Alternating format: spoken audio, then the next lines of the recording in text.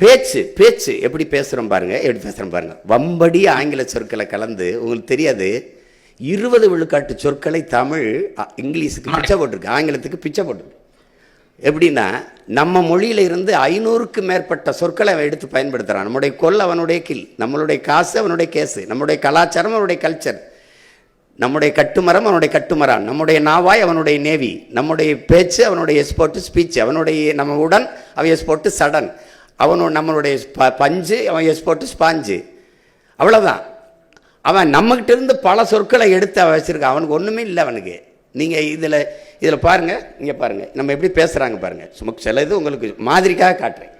Economy develop பண்ணுறதுக்காக government நாங்களே சில விஷயத்தெல்லாம் செய்ய போகிறோம் அப்படின்னு சொல்கிறீங்க. பட் ஆனால் ஒரு குட் கவர்னன்ஸ்னு பார்க்கும்போது இதில் பாருங்கள், எல்லாருமே இந்த பட்டானா பேசுகிறாங்க. ஒன்றும் ஆனா பேசணும், ஆனால் அப்படி சொல்லணும், இல்லைன்னா பட்டு சொல்லணும். பட்டு பட்டு பட்டு பட்டுன்னு போட்டு என் மொழி பட்டே போச்சு. நீங்கள் பாருங்களேன், ஆக்சுவலி ஸோ இது இல்லாமல் இந்த பாருங்கள், நான் சொல்லல ஆக்சுவலி இல்லைன்னா அடுத்த வார்த்தை வராது. சோன்னு சொல்லினா சோறு இறங்காது. இது ஒரு மொழி பாருங்க. இது பாருங்க, நல்லா கவனிங்க, எப்படி பாருங்க. என் காலேஜில் நான் கிளப்போட பிரசிடென்ட், அது மட்டும் இல்லாமல் என்சிசி சீனியர்.